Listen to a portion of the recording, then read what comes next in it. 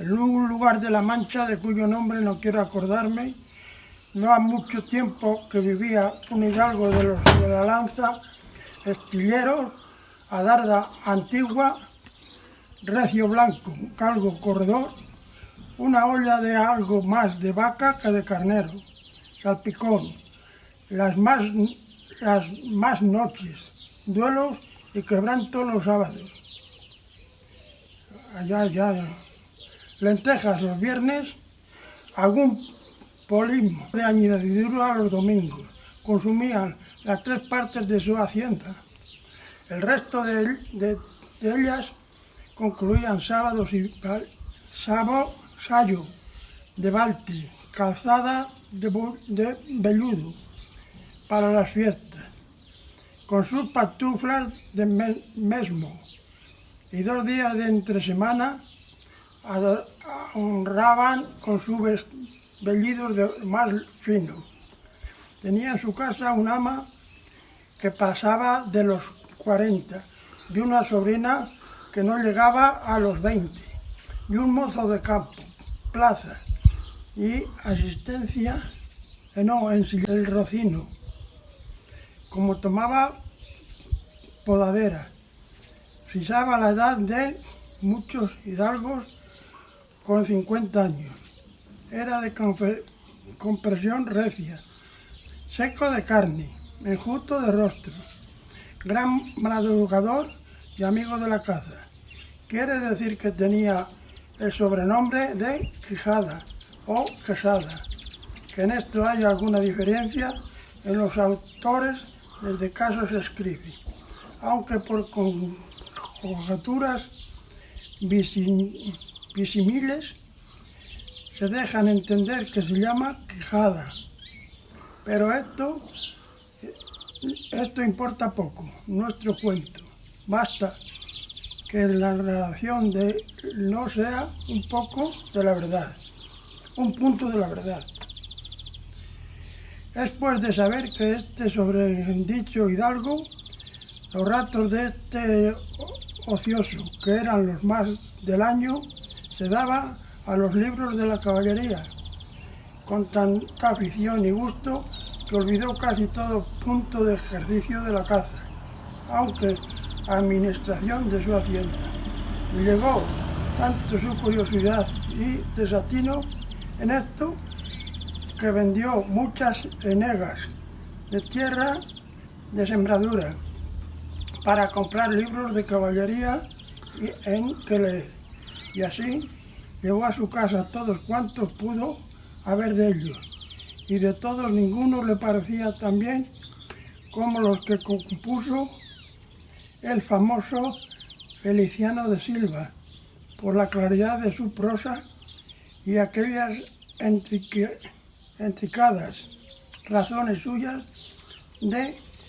parecían perlas, y más cuando llegaba a leer aquellos requiebros y cartas de desafío, donde en muchas partes hallaba escrito: la razón de la sinrazón de mi razón se hace, de tal manera mi razón aflaquece con razón, me dejó de la vuestra mermusa, y también cuando leía los altos cielos de vuestra divinidad divinamente con las estrellas os fortifican y os hace merecedora del mérito que merece la vuestra grandeza. Con estas razones perdía el pobre caballero el juicio, y desvelábase por entenderlas y desentrañarles el sentido, que no se las sacara ni las entendiera el mismo Aristóteles si resucitara para solo ello.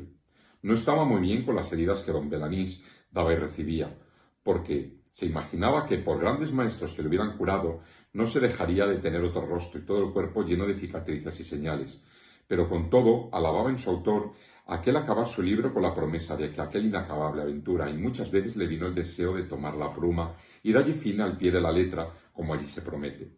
Y sin duda alguna lo hiciera, y aún salieron en ellos, sin otros mayores y continuos pensamientos no le estorbaran. Tuvo muchas veces competencia con el cura de su lugar, que era hombre docto graduado en Cigüenza, sobre cuál había sido el mejor caballero, Palmerín de Inglaterra o Madís de Gaula. Mas maese Nicolás, barbero del mismo pueblo, decía que ninguno llegaba al caballero del cebo, y que si alguno se le podía comparar era don Galaor, hermano de Amadís de Gaula, porque tenía muy acomodada condición para todo. No era caballero melindroso ni tan llorón como su hermano, y que lo que la valentía no le iba a la zaga. En resolución, él se enfrascó tanto en su lectura que le pasaban las noches leyendo de claro en claro y los días de turbio en turbio, y así poco dormir y mucho leer se le secó el cerebro de manera que vino a perder el juicio, llevándose en la fantasía todo aquello que leía en los libros, así de encantamientos como de pendencias, batallas, desafíos, heridas, requiebros, amores, tormentas y dispares imposibles, y asentándole de tal modo la imaginación que era verdad toda aquella maquinaria que aquellas soñadas invenciones leía, que para él no había otra historia más cierta en el mundo. Decía que el Cid Ruy Díaz había sido muy buen caballero, pero que no tenía que ver con el caballero ardiente espada, que de un solo revés había partido en medio a dos fieros y descomunales gigantes. Mejor estaba con Bernardo del Carpio, porque en Roncesvalles había muerto a Roldán, el encantado, valiéndose de la industria de Hércules, cuando ahogó a Anteneo, el hijo de la tierra, entre los brazos. Decía mucho del bien gigante Morgante, porque, con ser de aquella generación gigantea, que todos son soberbios y descomedidos, él solo era afable y bien criado, pero sobre todos estaba bien con Reinaldos de Montalbán, y más cuando le veía salir del castillo y robar cuantos topaba, y cuanto en Allende robó aquel ídolo de Mahoma que era todo de oro, según dice la historia. Diera él, por dar una mano de coces al traidor Galalón, al alma que tenía, y aún a su sobrina de añadidura. En efecto, rematado ya su juicio, vino a dar en el más extraño del pensamiento, que jamás dio loco en el mundo, y fue que le pareció convenible y necesario, así para el aumento de su honra, como para el servicio de su república, hacerse caballero andante y irse por todo el mundo con sus armas y caballo, a buscar las aventuras y a ejercitarse en todo aquello que él había leído que los caballeros andantes se ejercitaban, deshaciendo todo género de agravio y poniéndose en ocasiones y peligros donde, acabándolos, cobrase eterno nombre y fama. Imaginábase el pobre, ya coronado por el valor de su brazo, por lo menos del imperio de Trapisonda. Y así, con estos agradables pensamientos, llevado del extraño gusto que en ellos sentía, se dio priesa a poner en efecto lo que deseaba. Y lo primero que hizo fue limpiar unas armas que habían sido de sus bisabuelos, que tomadas de orín y llenas de moho, luengos siglos habían que estaban puestas y olvidadas en un rincón. Limpiólas y aderezólas lo mejor que pudo, pero vio que tenían una gran falta, y era que no tenían celada de encaje, sino morrión simple, mas esto suplió su industria, porque de cartones hizo un modo de media celada, que encajada con el morrión hacían una apariencia de celada entera.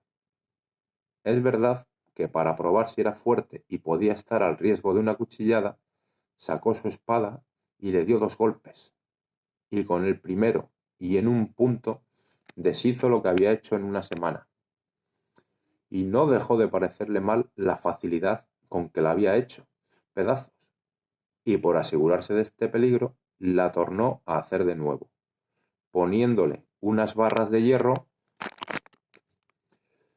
por dentro, de tal manera que él quedó satisfecho de su fortaleza, y sin querer hacer nueva experiencia de ella, la diputó y tuvo por celada finísima de encaje. Fue luego a ver su rocín, y aunque tenía más cuartos que un real y más tachas que el caballo de Gonela, que tanto un pelis esosa fuit, le pareció que ni el bucéfalo de Alejandro ni Babieca del Cid con él se igualaban. 4 días se le pasaron en imaginar qué nombre le pondría, porque según se decía a él sí mismo, no era razón que caballo de caballero tan famoso y tan bueno él por sí estuviese sin nombre conocido, y ansí procuraba acomodársele, de manera que declarase quién había sido antes que fuese de caballo andante y lo que era entonces, pues estaba muy puesto en razón que mudando su señor estado mudase él también el nombre y le cobrase famoso y de estruendo, como convenía a la nueva orden y al nuevo ejercicio que ya profesaba. Y así, después de muchos nombres que formó, borró y quitó, añadió, deshizo y tornó a hacer su memoria e imaginación, al fin le vino a llamar Rocinante, nombre a su parecer alto, sonoro y significativo de lo que había sido cuando fue Rocín, antes de lo que ahora era, que era antes y primero de todos los rocines del mundo. Puesto nombre, y tan a su gusto, a su caballo, quiso ponérsele a sí mismo, y en este pensamiento duró otros 8 días, y al cabo se vino a llamar Don Quijote, de donde, como queda dicho, tomaron ocasión los autores de esta tan verdadera historia que sin duda se debía de llamar Quijada y no Quesada, como otros quisieron decir, pero acordándose que el valeroso Amadís no solo se había contentado con llamarse Amadís a secas, sino que añadió el nombre de su reino y patria, por hacerla famosa, y se llamó Amadís de Gaula, así quiso, como buen caballero, añadir al suyo el nombre de la suya y llamarse Don Quijote de la Mancha, con que a su parecer declaraba muy al vivo su linaje y patria, y la honraba con tomar el sobrenombre de ella. Limpias, pues, sus armas, hecho del morrión celada, puesto nombre a su rocín y confirmándose a sí mismo, se dio a entender que no le faltaba otra cosa sino buscar a una dama de quien enamorarse, porque el caballero andante sin amores era árbol sin hojas, y sin fruto, y cuerpo sin alma. Decíase él, si yo, por malo de mis pecados, o por mi buena suerte me encuentro por ahí con algún gigante, como de ordinario les acontece a los caballeros andantes, y le derribo de un encuentro, o le parto por mitad del cuerpo, o finalmente le venzo y le rindo, ¿no será bien tener a quien enviarle presentado y que entre y se hinque de rodillas ante mi dulce señora y diga con voz humilde y rendida? Yo, señora, soy el gigante Caraculiambro, señor de la ínsula Malindrania, a quien venció en singular batalla jamás como se debe alabado caballero Don Quijote de la Mancha, el cual me mandó que me presentase ante la vuestra merced para que la vuestra grandeza disponga de mí su talante. Oh, cómo se holgó nuestro buen caballero cuando hubo hecho este discurso, y más cuando halló a quien dar nombre de su dama. Y fue lo que se cree, que en un lugar cerca del suyo había una moza labradora de muy buen parecer, de quien él un tiempo anduvo enamorado, aunque, según se entiende, ella jamás lo supo ni le dio cata de ello. Llamábase Aldonza Lorenzo, y a ésta le pareció ser bien darle título de señora de sus pensamientos, y buscándole nombre que no desdijese mucho del suyo y que tirase y se encaminase al de princesa y gran señora, vino a llamarla Dulcinea del Toboso, porque era natural del Toboso, nombre a su parecer músico y peregrino y significativo, como todos los demás que a él y a sus cosas había puesto. En esto descubrieron 30 o 40 molinos de viento que hay en aquel campo, y así como Don Quijote los vio, dijo a su escudero: la aventura va guiando nuestras cosas mejor de lo que acertáramos a desear, porque ves allí, amigo Sancho Panza, donde se descubren 30 o pocos más desaforados gigantes, con quien pienso hacer batalla y quitarles a todos las vidas, con cuyos despojos comenzaremos a enriquecer, que esta es buena guerra, y es gran servicio de Dios quitar tan mala simiente de sobre la faz de la tierra. —¿Qué gigantes? —dijo Sancho Panza. —Aquellos que allí ves —respondió su amo—, de los brazos largos, que los suelen tener algunos de casi 2 leguas.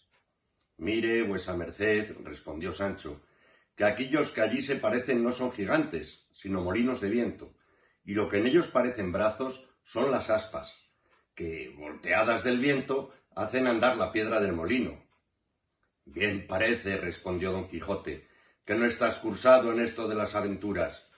Ellos son gigantes, y si tienes miedo, quítate de ahí y ponte en oración en el espacio que yo voy a entrar con ellos en fiera y desigual batalla. Y diciendo esto, dio de espuelas a su caballo Rocinante, sin atender a las voces de su escudero Sancho le daba, advirtiéndole que sin duda alguna eran molinos de viento y no gigantes aquellos que iba a acometer. Pero él iba tan puesto en que eran gigantes que ni oía las voces de su escudero Sancho, ni echaba de ver, aunque estaban ya bien cerca, lo que eran antes, iba diciendo en voces altas: «Non fullades, cobardes y viles criaturas, que un solo caballero es el que os acomete. Levantóse en esto un poco de viento y las grandes aspas comenzaron a moverse, lo cual, visto por Don Quijote, dijo: pues aunque mováis más brazos que los del gigante Briareo, me lo habéis de pagar. Y en diciendo esto, y encomendándose de todo corazón a su señora Dulcinea, pidiéndole que en tal trance le socorriese. Bien cubierto de su rodela, con la lanza en el riestre, arremetió a todo el galope de Rocinante y embistió con el primero molino que estaba delante. Y dándole una lanzada en el aspa, la volvió el viento con tanta furia que hizo la lanza pedazos, llevándose tras sí al caballo y al caballero, que fue rodando muy maltrecho por el campo. Acudió Sancho Panza a socorrerle, a todo correr de su asno, y cuando llegó halló que no se podía menear. Tal fue el golpe que me dio con él Rocinante. Válame Dios, dijo Sancho, ¿no le dije yo a vuestra merced que mirase bien lo que hacía, que no eran sino molinos de viento, y no lo podía ignorar sino quien llevase otros tales en la cabeza? Calla, amigo Sancho, respondió don Quijote, que las cosas de la guerra, más que otras, están sujetas a continua mudanza. Cuanto más que yo pienso, y es así verdad, que aquel sabio Frestón que me robó el aposento y los libros ha vuelto estos gigantes en molinos, por quitarme la gloria de su vencimiento. Tal es la enemistad que me tiene. Mas al cabo han de poder poco sus malas artes contra la bondad de mi espada. Dios lo haga como puede, respondió Sancho Panza. Y ayudándole a levantar, tornó a subir sobre Rocinante, que medio despaldado estaba. Y hablando en la pasada aventura, siguieron el camino del puerto Lápice, porque allí decía don Quijote que no era posible dejar de hallarse muchas y diversas aventuras, por ser lugar muy pasajero, sino que iba muy pesaroso por haberle faltado la lanza, y diciéndoselo a su escudero, le dijo: yo me acuerdo haber leído que un caballero español llamado Diego Pérez de Vargas, habiéndosele en una batalla roto la espada, desgajó de una encina un pesado ramo o tronco, y con él hizo tales cosas aquel día y machacó tantos moros que le quedó por sobrenombre Machuca. Y así, él como sus descendientes se llamaron desde aquel día en adelante Vargas y Machuca.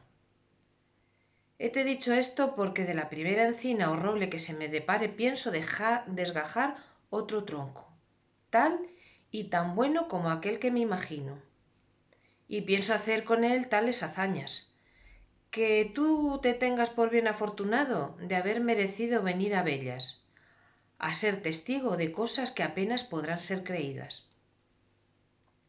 A la mano de Dios, dijo Sancho, yo lo creo todo así como vuestra merced lo dice, pero enderécese un poco, que parece que va de medio lado, y debe de ser del molimiento de la caída. Así es la verdad, respondió don Quijote, y si no me quejo del dolor, es porque no es dado a los caballeros andantes quejarse de herida alguna, aunque se les salgan las tripas por ella. Si eso es así, no tengo yo que replicar, respondió Sancho. Pero sabe Dios, si yo me holgara, que vuestra merced se quejara cuando alguna cosa le doliera. De mí sé decir que me he de quejar del más pequeño dolor que tenga, si ya no se entiende también con los escuderos de los caballeros andantes eso del no quejarse. No se dejó de reír don Quijote de la simplicidad de su escudero, y así le declaró que podía muy bien quejarse como y cuando quisiese, sin gana o con ella, que hasta entonces no había leído cosa en contrario en la orden de caballería. Díjole Sancho que mirase que era hora de comer. Respondióle su amo que por entonces no le hacía menester, que comiese él cuando se le antojase. Con esta licencia se acomodó Sancho lo mejor que pudo sobre su jumento, y sacando de las alforjas lo que en ellas había puesto, iba caminando y comiendo detrás de su amo muy de su espacio, y de cuando en cuando empinaba la bota con tanto gusto que le pudiera envidiar el más regalado bodegonero de Málaga. Y en tanto que él iba de aquella manera menudeando tragos, no se le acordaba de ninguna promesa que su amo le hubiese hecho, ni tenía por ningún trabajo, sino por mucho descanso, andar buscando las aventuras por peligrosas que fuesen. En resolución, aquella noche la pasaron entre unos árboles, y del uno de ellos desgajó Don Quijote un ramo seco que casi le podía servir de lanza, y puso en él el hierro que quitó de la que se le había quebrado. Toda aquella noche no durmió Don Quijote pensando en su señora Dulcinea, por acomodarse a lo que había leído en sus libros cuando los caballeros pasaban sin dormir muchas noches en las florestas y despoblados entretenidos con las memorias de sus señoras. No la pasó ansí Sancho Panza, que como tenía el estómago lleno y no de agua de chicoria, de un sueño se la llevó toda, y no fueron parte para despertarle, si su amo no lo llamara, los rayos del sol que le daban en el rostro, ni el canto de las aves, que muchas y muy regocijadamente la venida del nuevo día saludaban. Al levantarse, dio un tiento a la bota y hallóla algo más flaca que la noche antes, y afligiósele el corazón, por parecerle que no llevaba camino de remediar tan presto su falta. No quiso desayunarse Don Quijote, porque, como está dicho, dio en sustentarse de sabrosas memorias. Tornaron a su comenzado camino del puerto Lápice, y a obra de las 3 del día le descubrieron. Cuenta el sabio Cide Hamete Benengeli que así como Don Quijote se despidió de sus huéspedes y de todos los que hallaron al entierro del pastor Grisóstomo, él y su escudero se entraron por el mismo bosque donde vieron que se había entrado la pastora Marcela. Y habiendo andado más de 2 horas por él, buscándola por todas partes sin poder hallarla, vinieron a parar a un prado lleno de fresca hierba, junto del cual corría un arroyo apacible y fresco, tanto que convirtió y forzó a pasar allí las horas de la siesta, que rigurosamente comenzaba ya a entrar. Apeáronse Don Quijote y Sancho, y dejando al jumento y a Rocinante a sus anchuras pacer de la mucha hierba que allí había, dieron saco a las alforjas, y sin ceremonia alguna, en buena paz y compañía, amo y mozo comieron lo que en ellas hallaron. No se había curado Sancho de echar sueltas a Rocinante. Seguro que le conocía por tan manso y tan poco rijoso, que todas las yeguas de la dehesa de Córdoba no le hicieron tomar mal siniestro. Ordenó pues la suerte y el diablo, que no todas veces duerme, que andaban por aquel valle paciendo una manada de jacas galicianas de unos arrieros yagüenses, de los cuales es costumbre sestear con su recua en lugares y sitios de hierba y agua, y aquel donde acertó a hallarse Don Quijote era muy a propósito de los yagüenses. Sucedió pues que a Rocinante le vino en deseo de refocilarse con las señoras facas, y saliendo así como la solió de su natural paso y costumbre, sin pedir licencia a su dueño, tomó un trotico algo picadillo y se fue a comunicar su necesidad con ellas. Mas ellas, que a lo que pareció debían de tener más ganas de pacer que de al, recibiéronle con las herraduras y con los dientes de tal manera que a poco espacio se le rompieron las cinchas y quedó sin silla en pelota. Pero lo que él debió más de sentir fue que, viendo los arrieros a fuerza que a sus yeguas se les hacía, acudieron con estacas y tantos palos le dieron que le derribaron malparando en el suelo. Ya en esto Don Quijote y Sancho, que la paliza de Rocinante habían visto, llegaban jadeando, y dijo Don Quijote a Sancho: «A lo que yo veo, amigo Sancho, estos no son caballeros, sino gente soez y de baja ralea. Dígolo porque bien me puedes ayudar a tomar la debida venganza del agravio que delante de nuestros ojos se le ha hecho a Rocinante». «¿Qué diablos de venganza hemos de tomar?», respondió Sancho, «si estos son más de 20, y nosotros no más de 2, y aun quizá nosotros ni 1 y medio». «Yo valgo por 100», replicó Don Quijote, y sin hacer más discursos echó mano a su espada y arremetió a los yangueses, y lo mismo hizo Sancho Panza, incitado y movido del ejemplo de su amo, y a las primeras dio Don Quijote una cuchillada a uno, que le abrió un sayo de cuero de que venía vestido, con gran parte de su espalda. Los yangueses, que se vieron maltratar de aquellos 2 hombres solos, Siendo ellos tantos, acudieron a sus estacas y cogiendo a los dos en medio comenzaron a menudear sobre ellos con gran ahínco y vehemencia. Verdad es que al segundo toque dieron con Sancho en el suelo, y lo mismo le avino a don Quijote, sin que le valiese su destreza y buen ánimo, y quiso su ventura que viniese a caer a los pies de Rocinante, que aún no se había levantado, donde se echa de ver la furia con que machacan estacas puestas en manos rústicas y enojadas.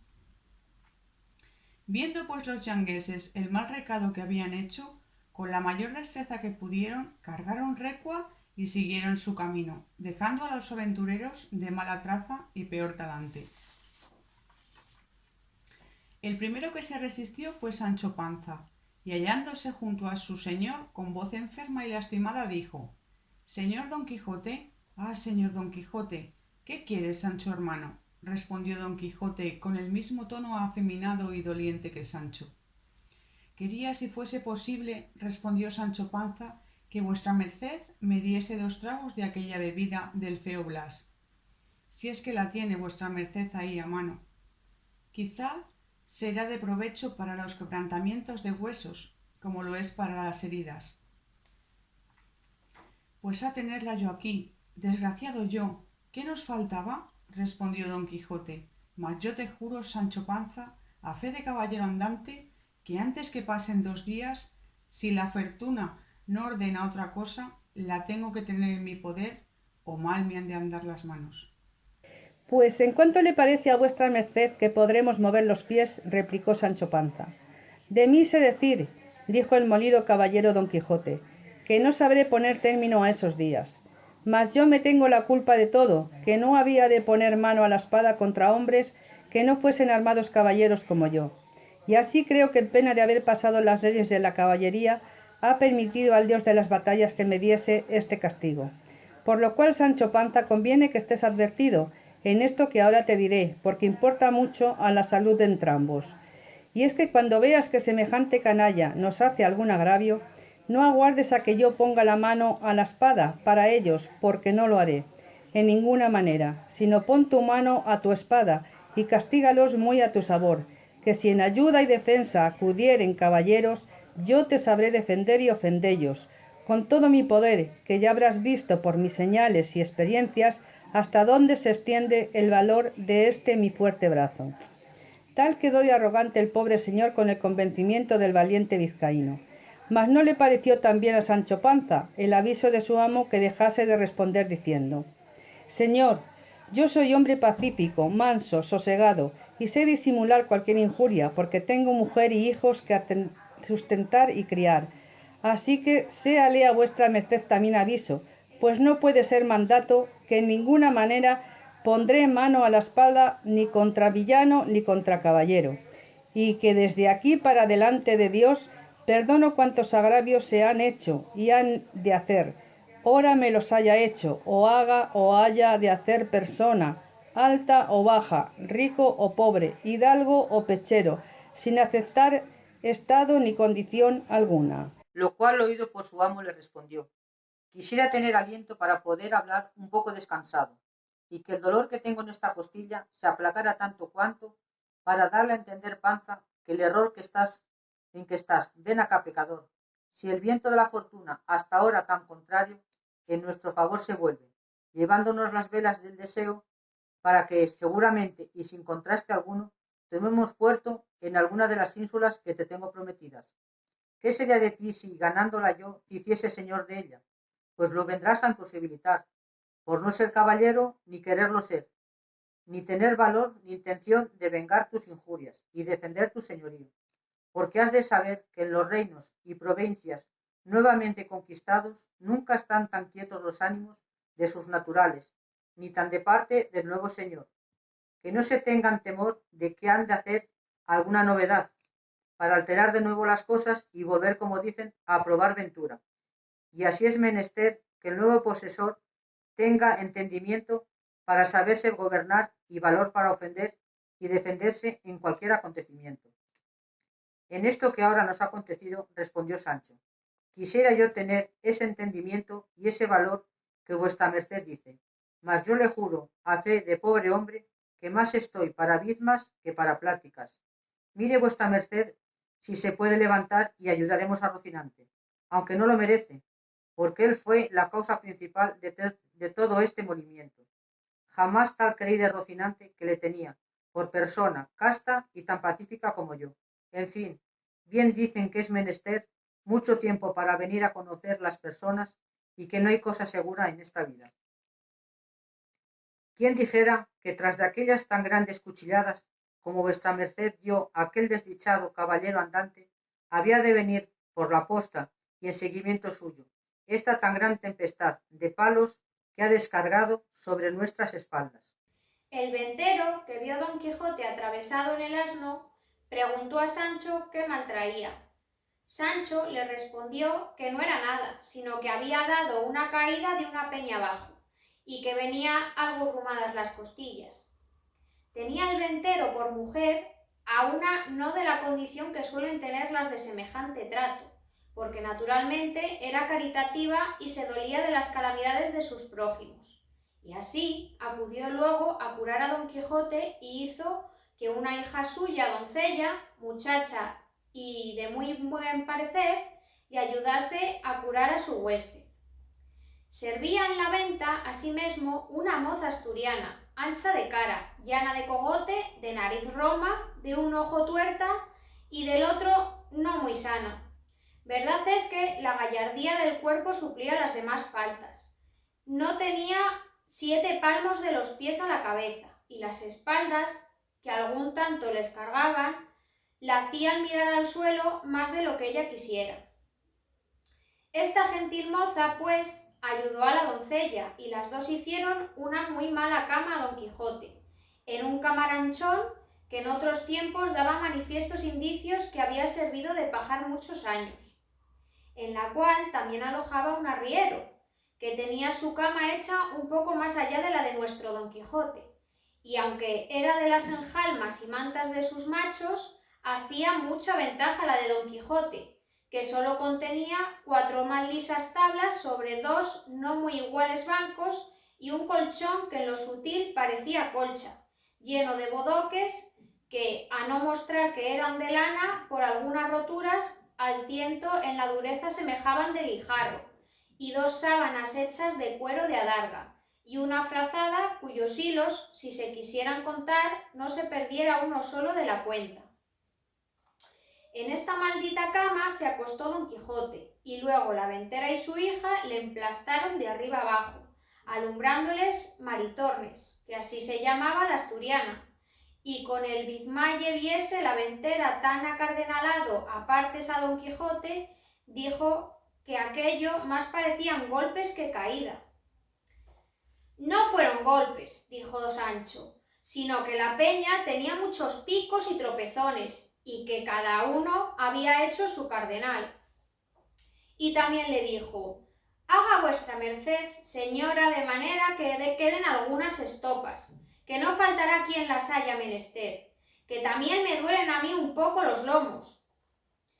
De esa manera, respondió la ventera, también debisteis vos de caer.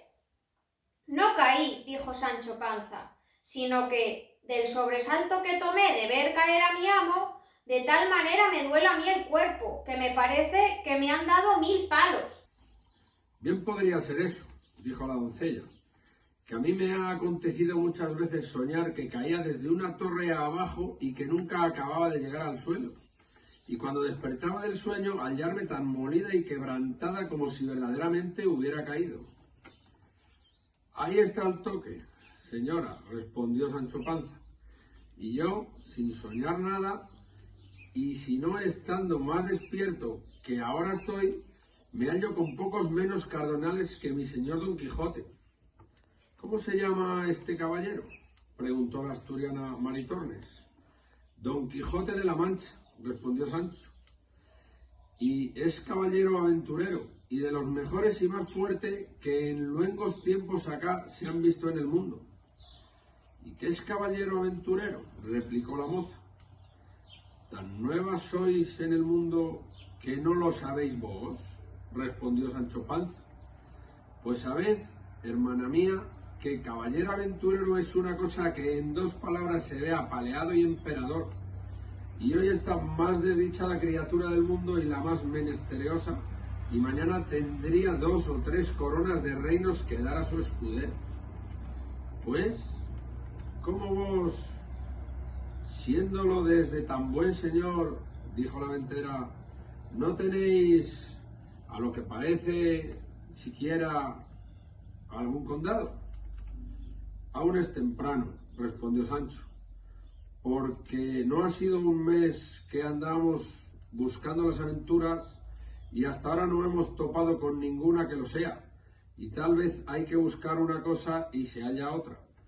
Verdad es que mi señor Don Quijote sana de esta herida o caída y yo quedo contrecho de ella. No truncaría mis esperanzas con el mejor título de España. Todas estas pláticas estaba escuchando muy atento Don Quijote y sentándose en el lecho como pudo, tomando de la mano la ventera, dijo: Creedme, fermosa señora, que os podéis llamar venturosa por haber alojado en este vuestro castillo a mi persona, que es tal que si yo no la alabo es por lo que solo os digo que tendré que enterarme del escrito en mi memoria del servicio que me habéis fecho, para agradecérselo mientras la vida me durare, y pudiera a los altos cielos que el amor no me tuviera tan rendido y tan sujeto a las leyes y a los ojos de aquella hermosa ingrata que digo entre mis dientes, que los de esta hermosa doncella fueran señores de mi libertad. Confusas estaban la ventera y su hija y la buena de Maritornes, oyendo las razones del andante caballero, que así las entendían como si hablaran griego, aunque bien alcanzaron que todas ellas se encaminaban y ofreciendo a requiebros y como no estas semejante lenguaje, mirándole y admirábanse y parecíasle otro hombre de los que se usaban, y agradeciéndole con vertiles razones de sus ofrecimientos, le dejaron.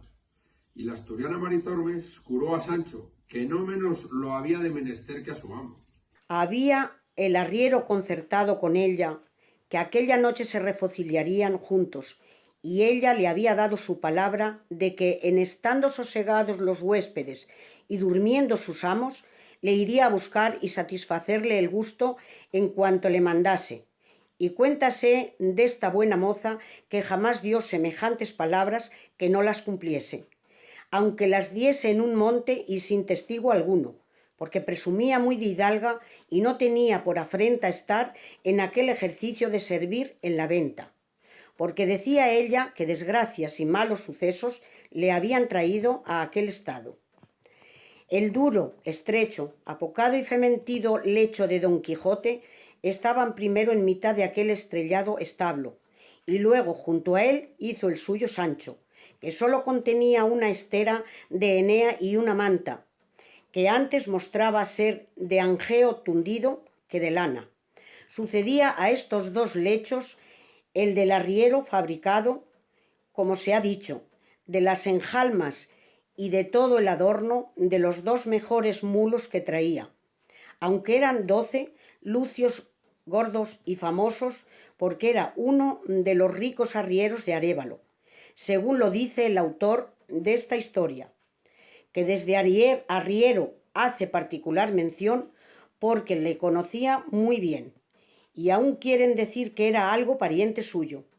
Fuera de que Cide, Maamante, Benengeli fue historiador muy curioso y muy puntual en todas las cosas, y échase bien de ver, pues las que quedan referidas, con ser tan mínimas y tan rateras, no las quiso pasar en silencio, de donde podrán tomar ejemplo los historiadores graves, que nos cuentan las acciones tan cortas y sucintamente que apenas nos llegan a los labios, dejándose en el tintero, ya por descuido, por malicia o ignorancia, lo más sustancial de la obra.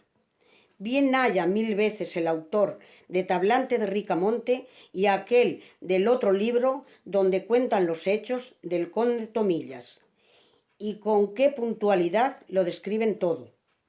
Digo, pues, que después de haber visitado el arriero a su recua y dándole el segundo pienso, se tendió en sus enjalmas y se dio a esperar a su puntualísima Maritornes.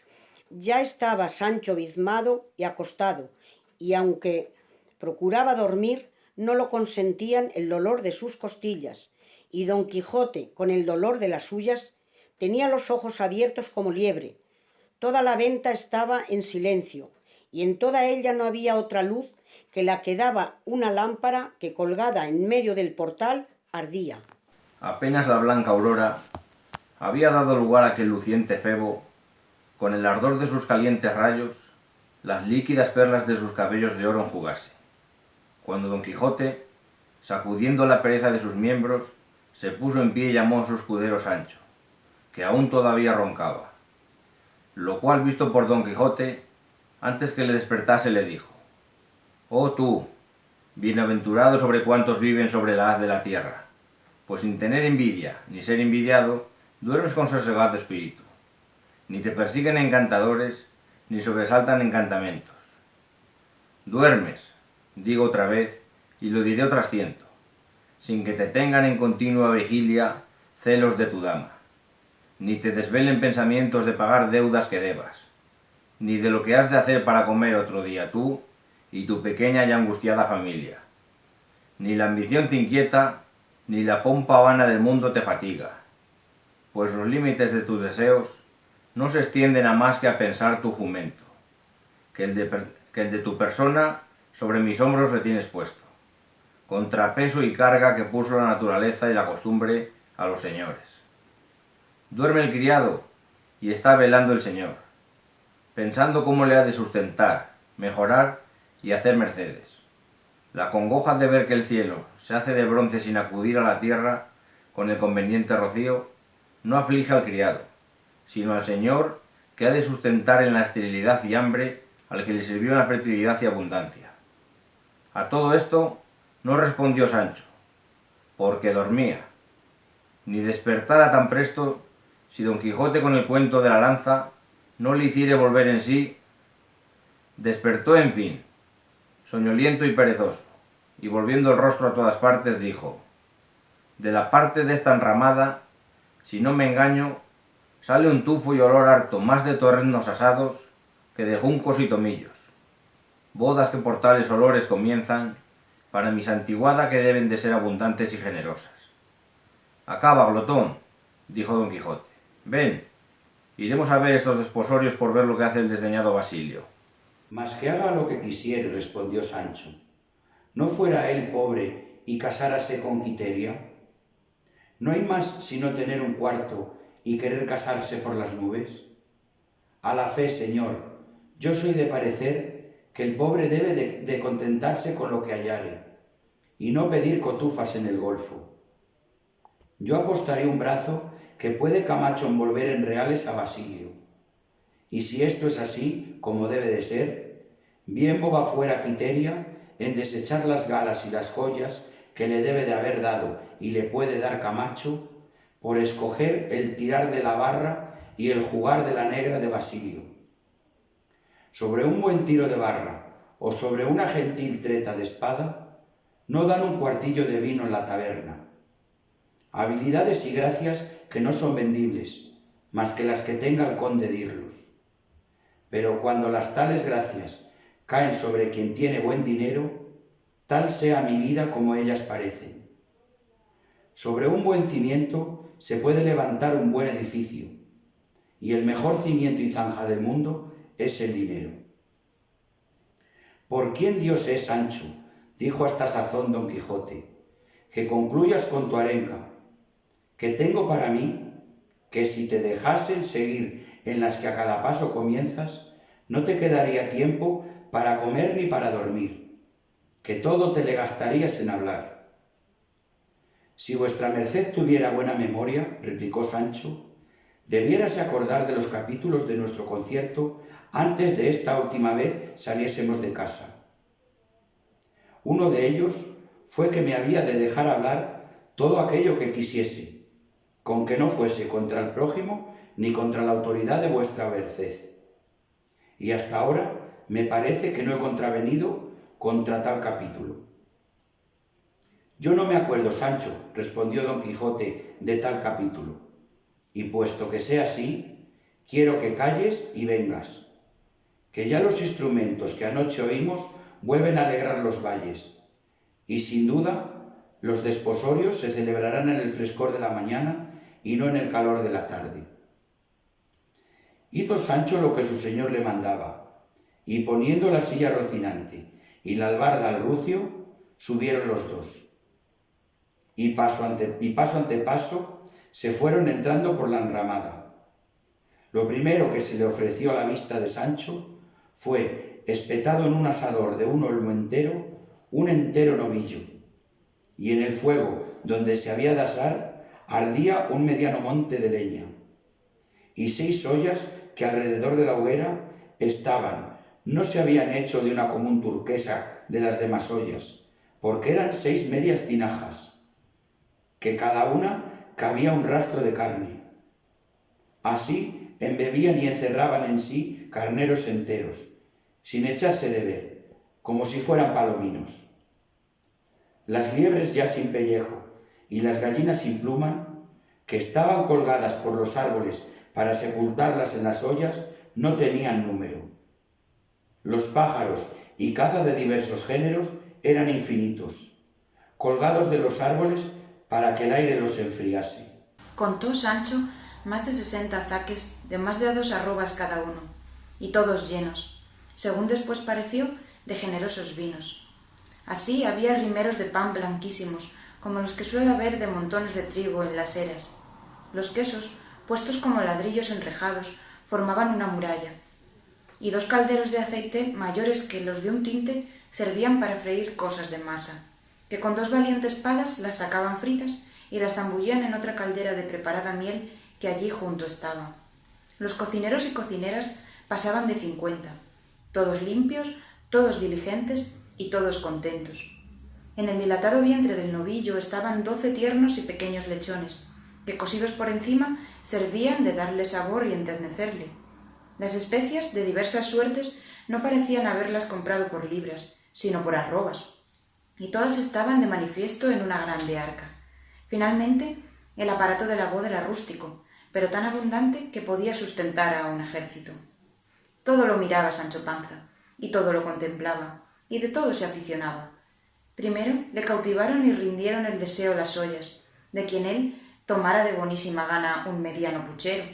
Luego le aficionaron la voluntad los taques, y últimamente las frutas de sartén, si es que se podían llamar sartenes, tan horondas calderas.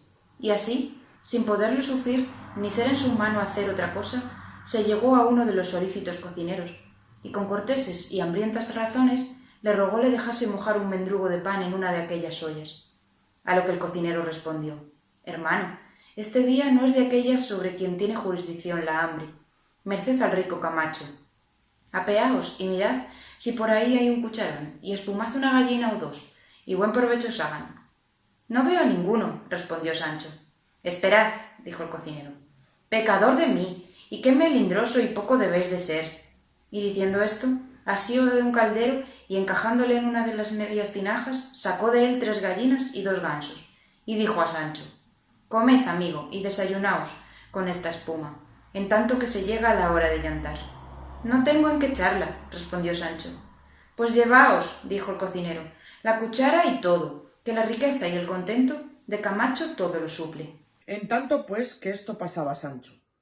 Estaba don Quijote mirando como por una parte de la enramada entraban hasta 12 labradores sobre 12 hermosísimas yeguas, con ricos y vistosos jaeces de campo y con muchos cascabeles en los petrales, y todos vestidos de regocijo y fiestas, los cuales en concentrado tropel corrieron no una, sino muchas carreras por el prado, con regocijada algazara y grita, diciendo: «¡Vivan Camacho y Quiteria! Él tan rico como ella hermosa, y ella la más hermosa del mundo».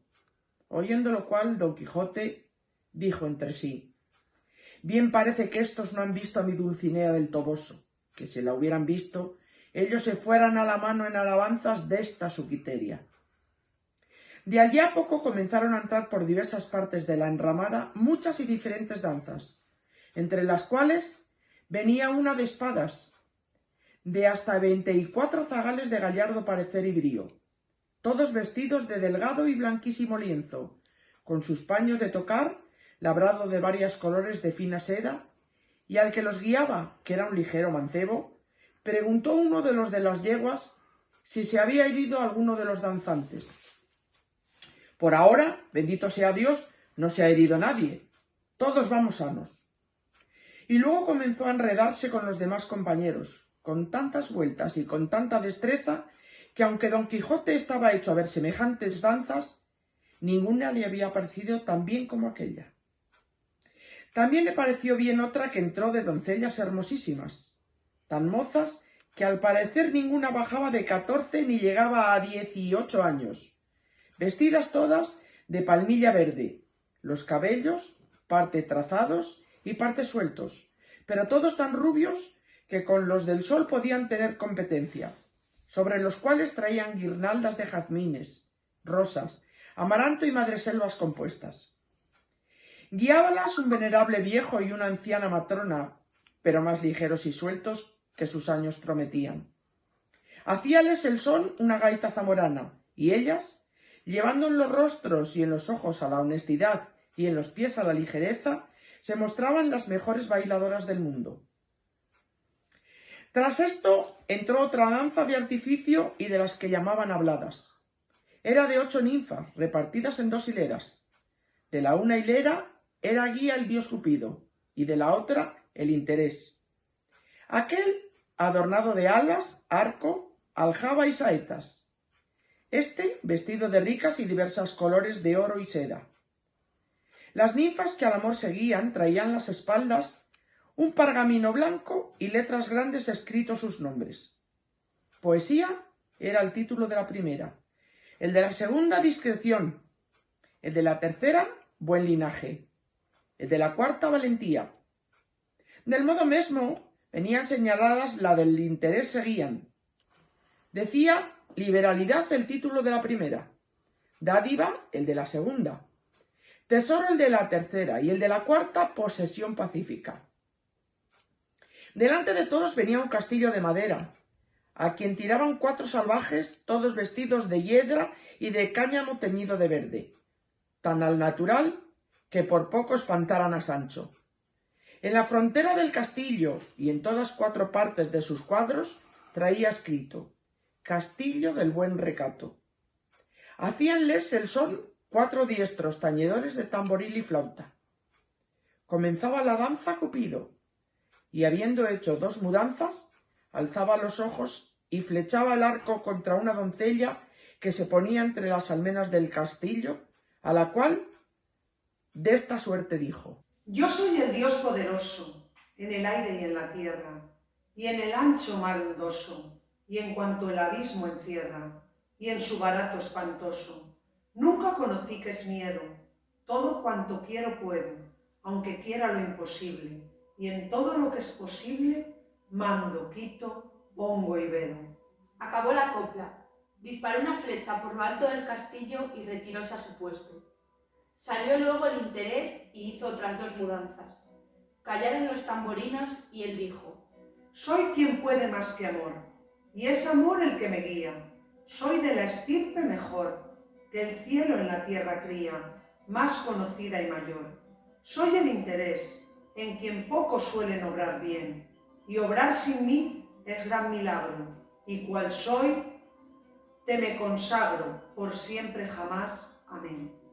Cuando estaban Don Quijote y Sancho en las razones referidas en el capítulo antecedente, se oyeron grandes voces y gran ruido, y dábanlas y causábanle las de las yeguas, que con larga carrera y grita iban a recibir a los novios, que, rodeados de 1000 géneros de instrumentos y de invenciones, venían acompañados del cura y de la parentela de entrambos y de toda la gente más lucida de los lugares circunvecinos, todos vestidos de fiesta. Y como Sancho vio a la novia, dijo: A buena fe que no viene vestida de labradora, sino de garida palaciega. Pardiez que según diviso, que las patenas que había de traer son ricos corales, y la palmilla verde de Cuenca es terciopelo de 30 pelos. y montas que la guarnición es de tiras de lienzo blanco. Voto a mí que es de raso. Pues, tomadme las manos, adornadas con sortijas de azabache. No medre, yo si no son anillos de oro, y muy de oro, y empedrados con perlas, blancas como una cuajada, que cada una debe de valer un ojo de la cara. ¡Hoy de puta! ¡Y qué cabellos! Que, si no son postizos, no los he visto más luengos ni más rubios en toda mi vida. No si no poned la tacha en el brío y en la talle. Y no la comparéis a una palma que se mueve cargada de racimos de dátiles, que lo mesmo parece los dijes que trae pendientes de los cabellos y de la garganta. Juro en mi ánima que ella es una chapada moza y que puede pasar por los bancos de Flandes. Ríose Don Quijote de las rústicas alabanzas de Sancho Panza. Parecióle que fuera de su señora Dulcinea del Toboso no había visto mujer más hermosa jamás. Venía la hermosa Quiteria algo descolorida, y debía de ser de la mala noche que siempre pasan las novias en componerse para el día venidero de sus bodas. Íbanse acercando a un teatro que a un lado del prado estaba, adornado de alfombras y ramos, a donde se habían de hacer los desposorios y de donde habían de mirar las danzas y las invenciones. Y a la sazón que llegaban al puesto, oyeron a sus espaldas grandes voces, y una que decía: «Esperaos un poco, gente tan inconsiderada como presurosa». A cuyas voces y palabras todos volvieron la cabeza, y vieron que las daba un hombre vestido, al parecer, de un sayo negro gironado de carmesí a llamas. Venía coronado, como se vio luego, con una corona de funesto ciprés. En las manos traía un bastón grande. En llegando más cerca, fue conocido de todos por el gallardo Basilio, y todos estuvieron suspensos esperando en qué habrían de parar sus voces y sus palabras, temiendo algún mal suceso de su venida en sazón semejante. Llegó, en fin, cansado y sin aliento, y puesto delante de los desposados, hincando el bastón en el suelo, que tenía el cuento de una punta de acero, mudada la color, puesto los ojos en Quiteria, con voz tremente y ronca, estas razones dijo: «Bien sabes, desconocida Quiteria, que conforme a la santa ley que profesamos, que viviendo yo tú no puedes tomar esposo, y juntamente no ignoras que por esperar yo que el tiempo y mi diligencia mejorasen los bienes de mi fortuna. No he querido dejar de guardar el decoro que a tu honra convenía. Pero tú, echando a las espaldas todas las obligaciones que debes a mi buen deseo, quieres hacer señor de lo que es mío a otras cuyas riquezas le sirven, no solo de buena fortuna, sino de bonísima ventura. Y para que las tenga colmada, y no como yo pienso que la merece, sino como se la quieren dar los cielos, yo por mis manos desharé el imposible o el inconveniente que puede estorbársela, quitándome a mí por medio.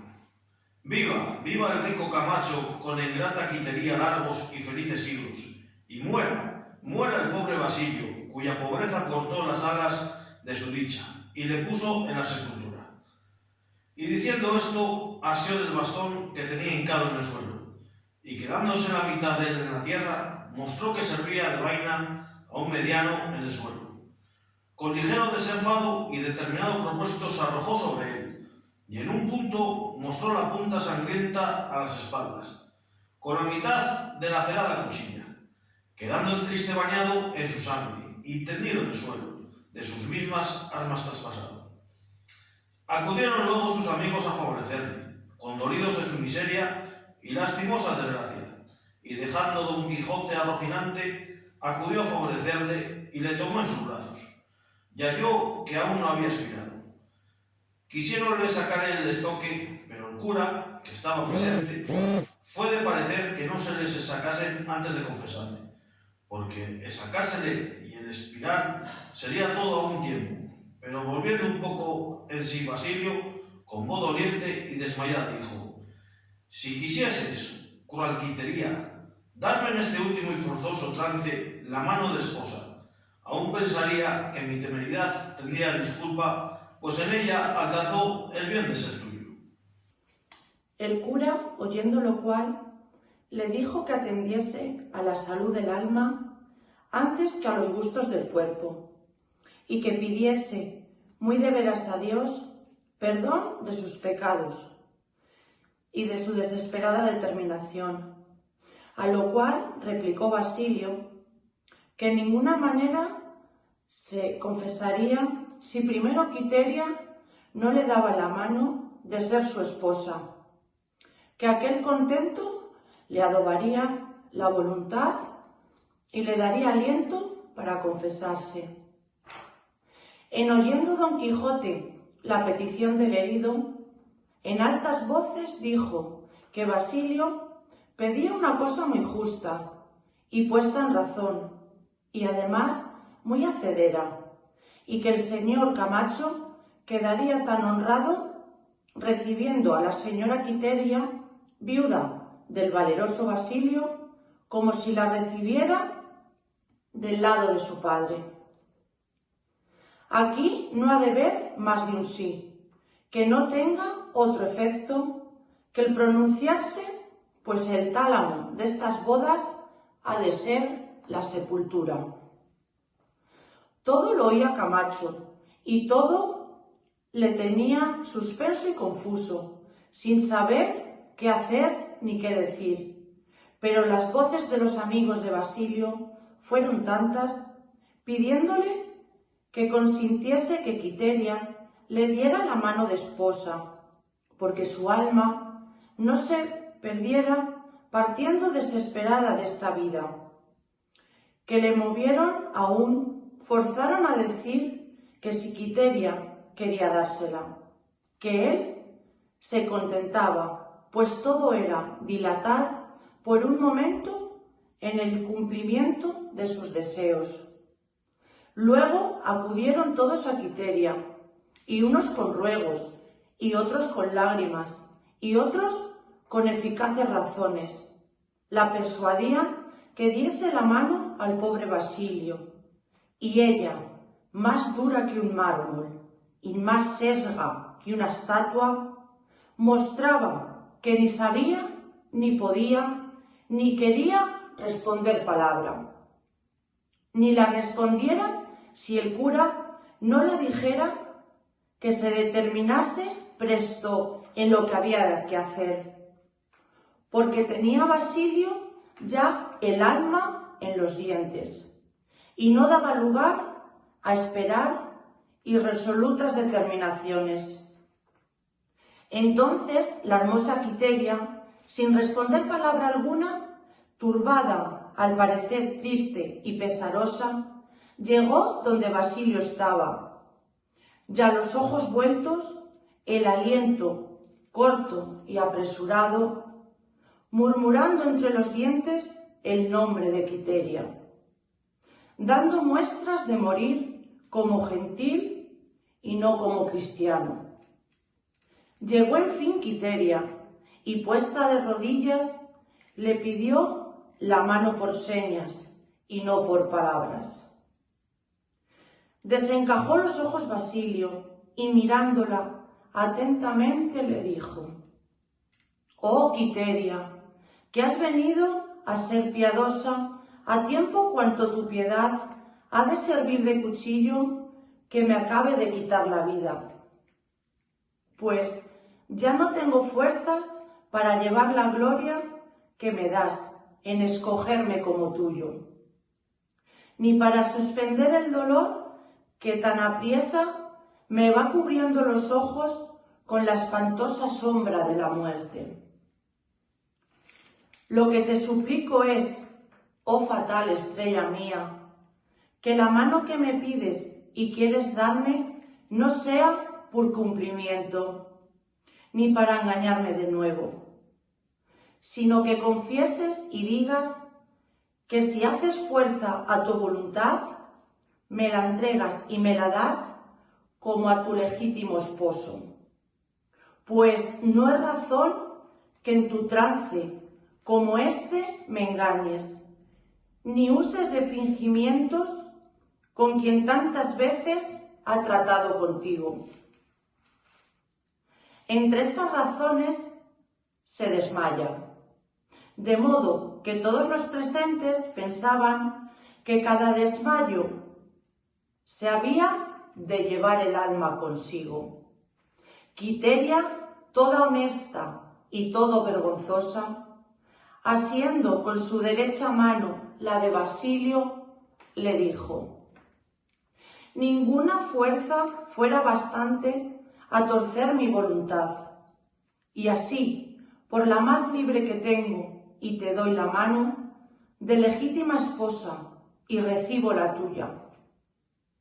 Si es que me la das de tu libre albedrío, sin que turbe ni contraste la calamidad en que tu discurso acelerado te ha puesto.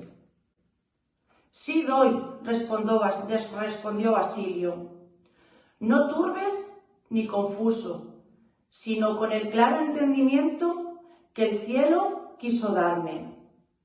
Y así me doy y me entrego por tu esposo.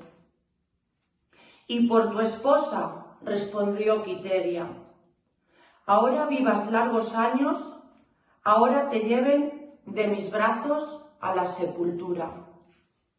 Para estar tan herido este mancebo, dijo a este punto Sancho Panza: mucho habla, hágale que se deje de requiebros y que atienda su alma, que a mi parecer más la tiene en la lengua que en los dientes. Estando pues asidos de las manos Basilio y Quiteria, el cura, tierno y lloroso, los echó la bendición y pidió al cielo diese un buen poso al alma del nuevo desposado, el cual, así como recibió la bendición, con presta ligereza se levantó en pie, y con vista desenvoltura se sacó el estoque, a quien servía de vaina su cuerpo.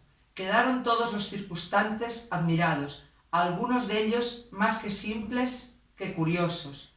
En altas voces comenzaron a decir: milagro, milagro, pero Basilio replicó: no milagro, milagro, sino industria, industria. El cura, desatentado y atónito, acudió con ambas manos a tentar la herida y halló que la cuchilla había pasado no por la carne y las costillas de Basilio, sino por un cañón hueco de hierro, que lleno de sangre en aquel lugar bien acomodado tenía. Preparada la sangre, según después se supo, de modo que no se helase. Finalmente el cura y Camacho, con todos los más circunstantes, se volvieron por burlados y escarniados. La esposa no dio muestras de pesarle la burla, antes oyendo decir que aquel casamiento, por haber sido engañoso, no había de ser valedero. Dijo que ella le confirmaba de nuevo, de lo cual coligieron todos de que con sentimiento y sabiduría de los dos se había trazado aquel caso, de lo que quedó Camacho y sus veladores tan corridos que remitieron su venganza a las manos, desenvainando muchas espadas arremetieron a Basilio, en cuyo favor en un instante se desenvainaron casi otras tantas, y tomando la delantera a caballo Don Quijote, con la lanza sobre el brazo y bien cubierto de su escudo, se hacía dar lugar a todos. Sancho, a quien jamás plugieron ni solazaron semejantes fichurías, se acogió a las tinajas, donde había sacado su agradable espuma, pareciéndole aquel lugar como sagrado, que había de ser tenido en respeto. Don Quijote a grandes voces decía: Teneos, señores, teneos, que no es razón toméis venganza de los agravios que el amor nos hace, y advertid que el amor y la guerra son una misma cosa, y así como en la guerra es cosa lícita y acostumbrada a usar de ardides y estratagemas para vencer al enemigo, así en las contiendas y competencias amorosas se tienen por buenos los embustes y marañas que se hacen para conseguir el fin que se desea, como no sean en menoscabo y deshonra de la cosa amada. Quiteria la de Basilio, y Basilio de Quiteria, por justa y favorable disposición de los cielos. Camacho es rico y podrá comprar su gusto cuando, dónde y como quisiere. Basilio no tiene más de esta oveja, y no se la ha de quitar alguno, por poderoso que sea, que a los dos que Dios junta no podrá separar el hombre, y el que lo intentare, primero ha de pasar por la punta de esta lanza. Y en esto la blandió tan fuerte y tan diestramente que puso pavor en todos los que no le conocían. Y tan intensamente se fijó en la imaginación de Camacho el desdén de Quiteria, que se la borró de la memoria en un instante. Y así tuvieron lugar con él las persuasiones del cura, que era varón prudente y bien intencionado, con las cuales quedó Camacho y los de su parcialidad pacíficos y sosegados, en señal de lo cual volvieron las espadas a sus lugares, culpando más a la facilidad de Quiteria que a la industria de Basilio, haciendo discurso Camacho que si Quiteria quería bien a Basilio doncella, también lo quisiera casada, y que debía de dar gracias al cielo, más por habérsela quitado que por habérsela dado. Consolado pues y pacífico Camacho y los de su mesnada, todos los de la de Basilio se sosegaron, y el rico Camacho, por mostrar que no sentía la burla ni la estimaba en nada, quiso que las fiestas pasasen adelante como si realmente se desposara. Pero no quisieron asistir a ellas Basilio, ni su esposa, ni secuaces, y así se fueron a la aldea de Basilio, que también los pobres virtuosos y discretos tienen quien los siga, honre y ampare, como los ricos tienen quien los lisonjee y acompañe. Lleváronse consigo a Don Quijote, estimándole por hombre de valor y de pelo en pecho. A solo Sancho se le escureció el alma por verse imposibilitado de aguardar la espléndida comida y fiestas de Camacho, que duraron hasta la noche, y así, asendereado y triste, siguió a su señor, que con la cuadrilla de Basilio iba. Y así se dejó atrás las ollas de Egipto, aunque las llevaba en el alma, cuya ya casi consumida y acabada espuma que en el caldero llevaba, le representaba la gloria y la abundancia del bien que perdía. Y así, congojado y pensativo, aunque sin hambre, sin apearse del rucio, siguió las huellas de Rocinante.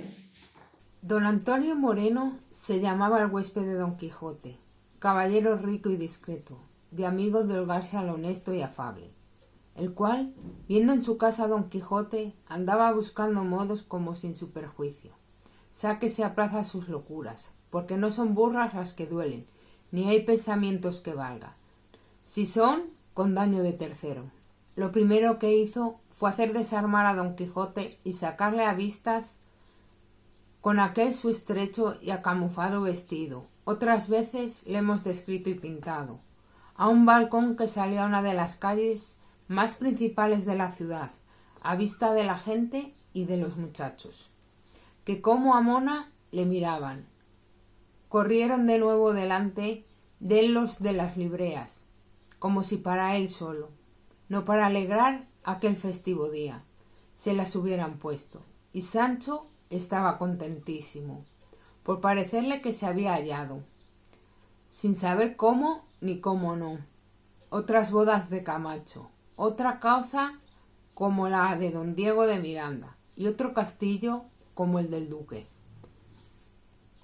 Comieron aquel día con don Antonio, algunos de sus amigos, honrando todos y tratando a Don Quijote como a caballero andante, de lo cual, hueco y pomposo, no cabían en sí de contento.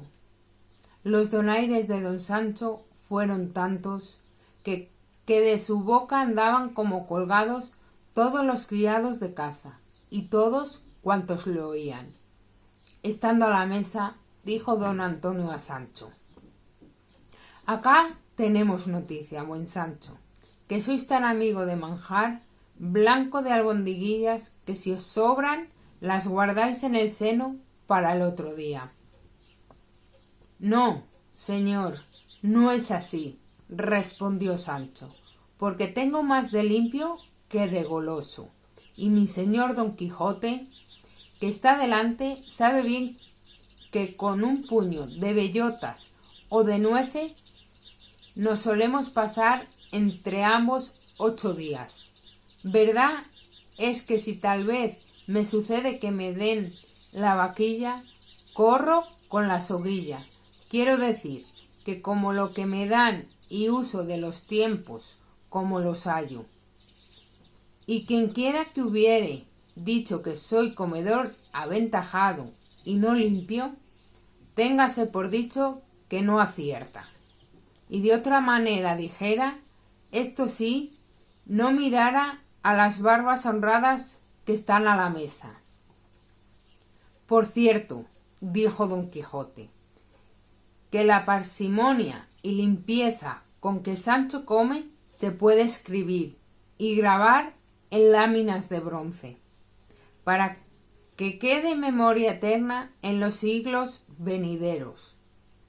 Verdad es cuando él tiene hambre parece algo tragón, porque come apriesa y masca a 2 carrillos, pero la limpieza siempre la tiene en su punto, y en el tiempo que fue gobernador aprendió a comer a lo melindroso, tanto que comía con tenedor las uvas y aún los granos de la granada. ¿Cómo? Dijo don Antonio. Gobernador ha sido Sancho.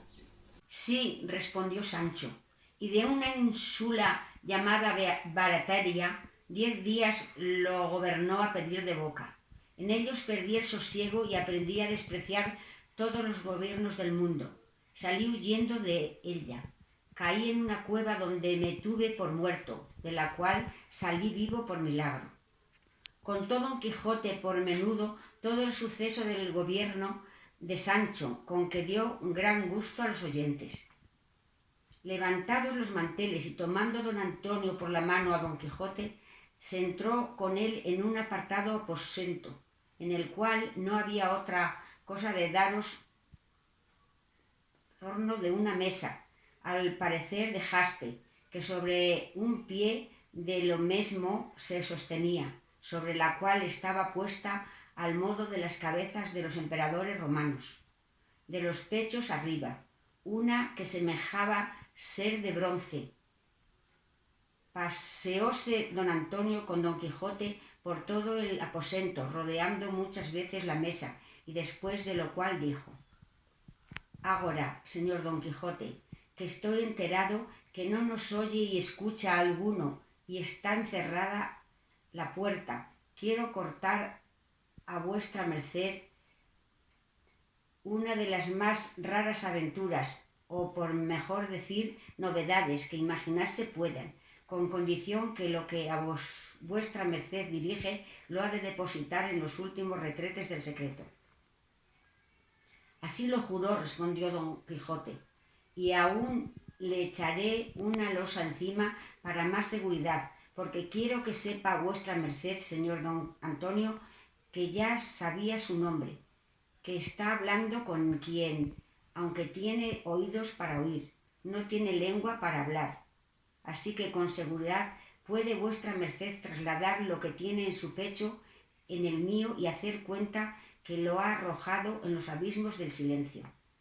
En fe de esa promesa, respondió don Antonio, quiero poner vuestra merced en admiración con lo que viere y oyere, y darme a mí algún alivio de la pena que me causa no tener con quien comunicar mis secretos, que no son para fiarse de todos. Suspenso estaba Don Quijote, esperando a que había de parar tantas perversiones.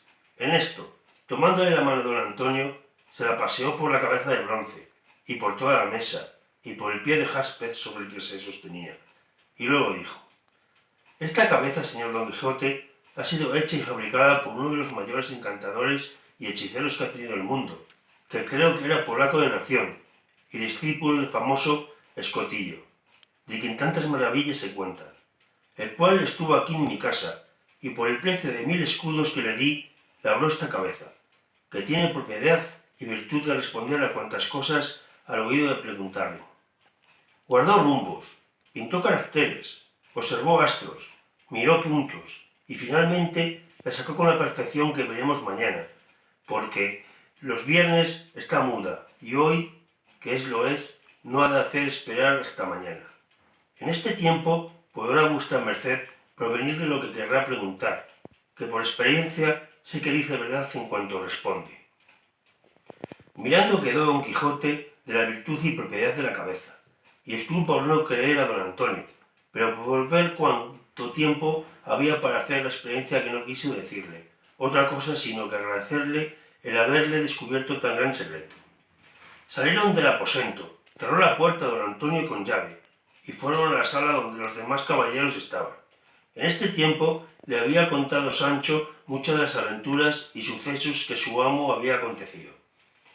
Aquella tarde sacaron a pasear a Don Quijote, no armado, sino de rúa, vestido un balandral de paño leonado, que pudiera ver sudar con aquel tiempo el mismo hielo. Ondearon con sus criados que entretuvieran a Sancho, de modo que no lo dejase salir de casa. Iba Don Quijote, no sobre Rocinante, sino sobre un gran macho de paso llano y muy bien aderezado. Pusiéronle el balandrán y las espadas sin que lo viese, lo cosieron en un pergamino, donde le escribieron con letras grandes: Este es Don Quijote de la Mancha. En comenzando el paseo, llevaba el rótulo los ojos en cuanto veían a verle, y como leían: Este es Don Quijote de la Mancha, admirábase Don Quijote de ver que cuanto le miraban le nombraban y conocían, y volviéndose a don Antonio, que iba a su lado, le dijo: Grande es la prerrogativa que encierra en sí la andante caballería, pues hace conocido y famoso al que la profesa por todos los términos de la tierra. Si no, mire vuestra merced, señor don Antonio, que hasta los muchachos de esta ciudad, sin nunca haberme visto, me conocen. Así es, señor Don Quijote, respondió don Antonio, que así como el fuego no puede estar escondido y encerrado, la virtud no puede dejar de ser conocida, y la que se alcanza por la profesión de las armas resplandece y campea sobre todas las obras. Acaeció, pues, que yendo Don Quijote con el aplauso que se ha dicho, un castellano que leyó el rétulo de las espaldas alzó la voz diciendo: ¡Válgate el diablo por Don Quijote de la Mancha! ¿Cómo que hasta aquí has llegado sin haberte muerto los infinitos palos que tienes a cuestas? Tú eres loco, y si lo fueras a solas y dentro de las puertas de tu locura, fuera menos mal, pero tienes propiedad de volver locos y mentecatos a cuantos te tratan y comunican. Si no, mírenlo por estos señores que te acompañan.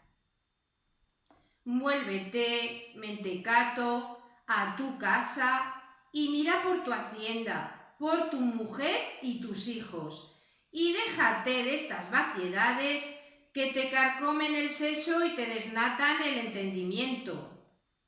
Hermano, dijo don Antonio, seguid vuestro camino, no deis consejos a quien no os los pide. El señor Don Quijote de la Mancha es muy cuerdo, y nosotros, que le acompañamos, no somos necios.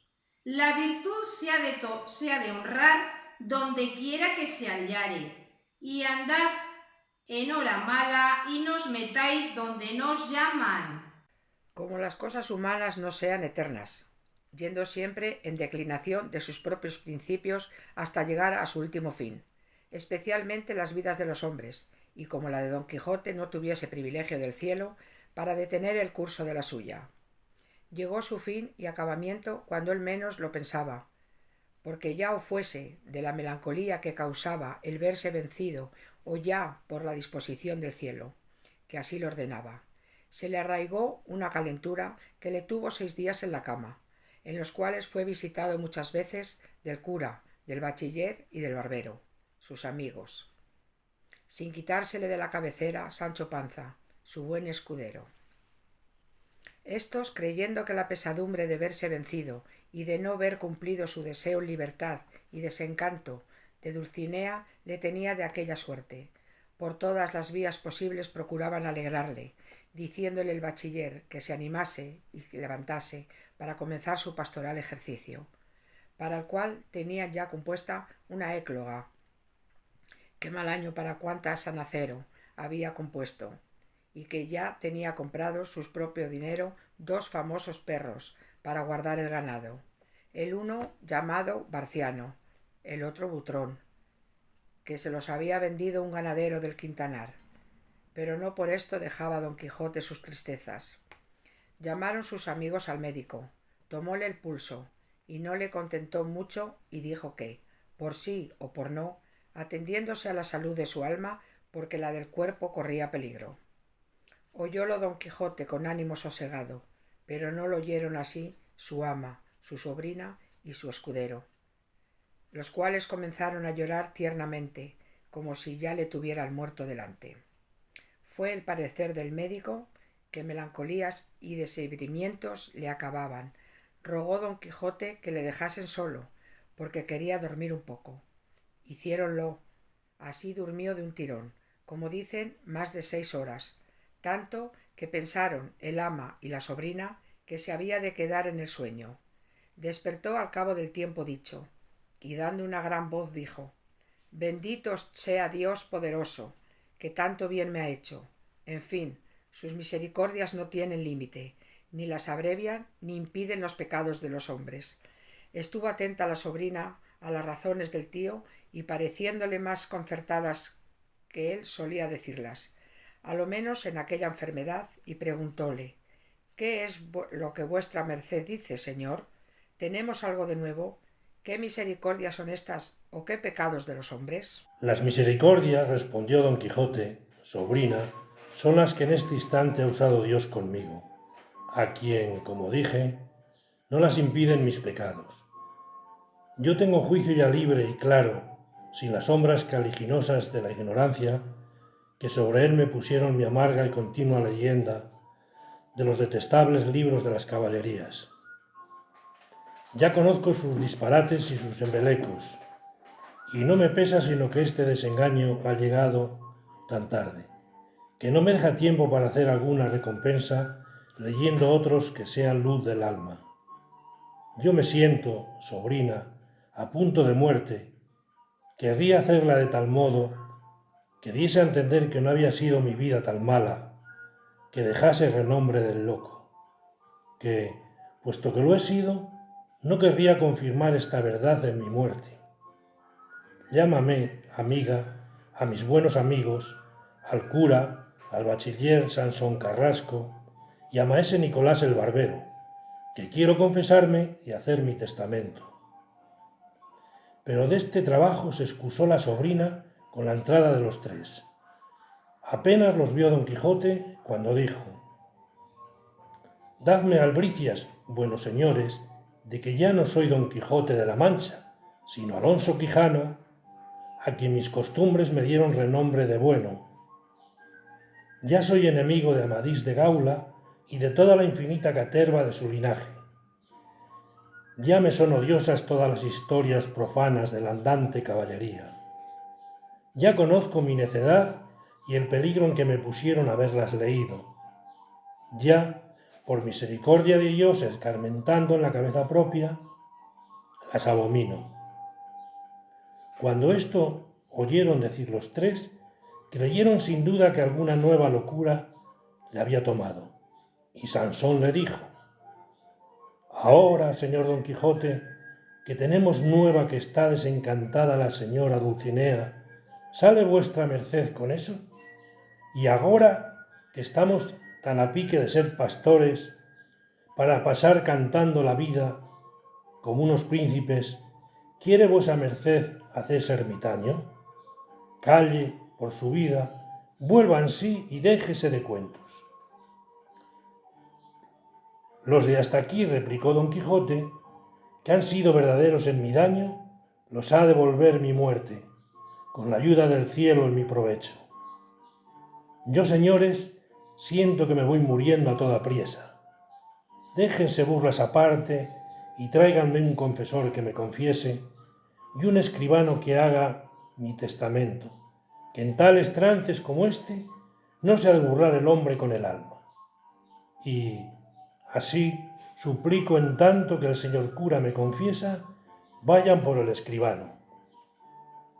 Miráronse unos a otros, admirados de las razones de Don Quijote, y, aunque en duda, le quisieron creer, y una de las señales por donde conjeturaron se moría fue al haber vuelto con tanta facilidad de loco acuerdo, porque a las ya dichas razones añadió otras muchas también dichas, tan cristianas y con tanto concierto, que del todo les vino a quitar la duda y a creer que estaba acuerdo.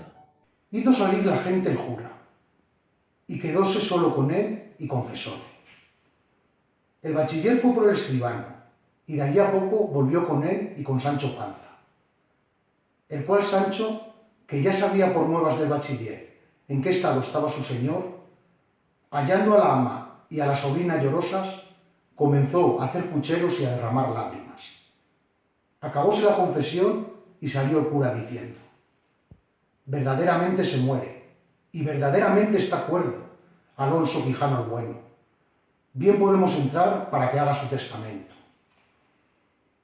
Estas nuevas dieron un terrible empujón a los ojos preñados de ama, sobrina y de Sancho Panza, su buen escudero, de tal manera que los hizo reventar las lágrimas de los ojos y 1000 profundos suspiros del pecho.